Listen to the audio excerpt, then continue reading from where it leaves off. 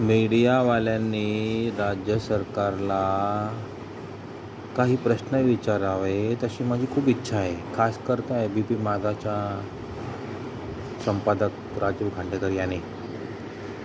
आतापर्यंत जेवढ्या केसेस झाल्या आहेत, जेवढे ईडीने धाड पाडली आहे, ते पैसे कुठे गेले?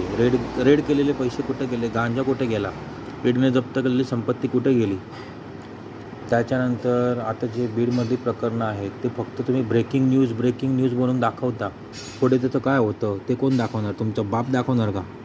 हां, अरे तुम्हाला लाजा वाटू द्या रे भडव्यांनो, तुम्हाला लाजा वाटू द्या.